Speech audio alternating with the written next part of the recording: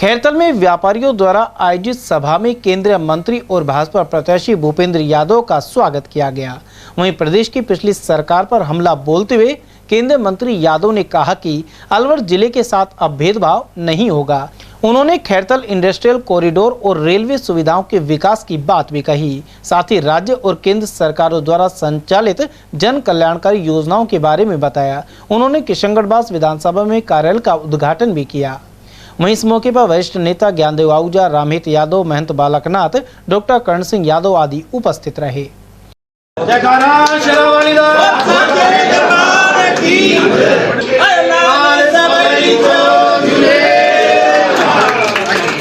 हम बिना किसी भेदभाव के विकास के उस विषयों को आगे बढ़ाना चाहते हैं जो सबके जीवन में तरक्की के अवसर लाए, हमारे नौजवानों के जीवन में तरक्की के अवसर लाए।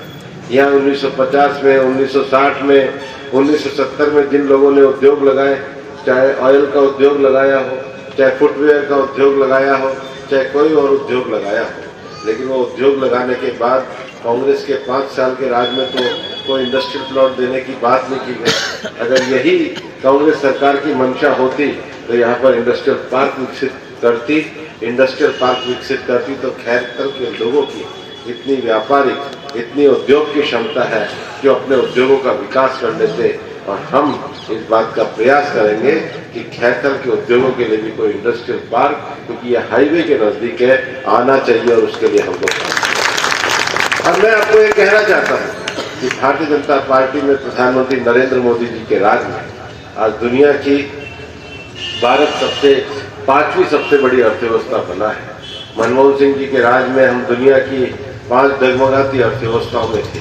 आज हम दुनिया की 5वीं बड़ी अर्थव्यवस्था बन रहे हैं। और अब तो मोदी जी ने कहा है और दुनिया भर के सारे अर्थशास्त्र के लोग कहते हैं कि हिंदुस्तान में जिस तरीके से मोदी जी के राज में व्यापार और उद्योगों का विकास हो रहा है, हिंदुस्तान तीसरी सबसे बड़ी अर्थव्यवस्था बनेगा।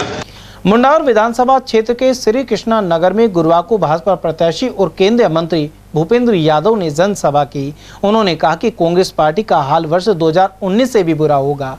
वहीं अलवर का विकास सिर्फ डबल इंजन की सरकार ही कर सकती है। उधर यादव ने अलवर में ARCP योजना के जरिए पानी की समस्या दूर करवाने की बात भी कही। उधर इस मौके पर पूर्व मंत्री जसवंत यादव, पूर्व विधायक मंजीत धर्मपाल चौधरी और रामहित यादव सहित अंजलि यादव आदि उपस्थित रहे।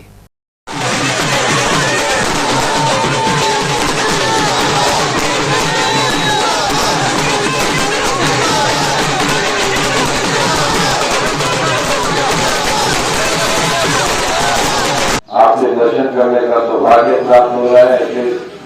25 चुनाव के लिए मैं आपसे वोट मांगने आया। ये चुनाव हिंदुस्तान की सबसे बड़ी पंचायत लोकसभा का चुनाव है। ये चुनाव न तो आपस के एक दूसरे के गली मोहल्ले का चुनाव है, न ये चुनाव थाने तहसील का चुनाव है। ये हिंदुस्तान भारत की तकदीर को बनाने का चुनाव है। ये चुनाव सीधा 2 पार्टियों के बीच का चुनाव है। ये चुनाव मोदी जी की गारंटी को जमीन पर उतारने का चुनाव है।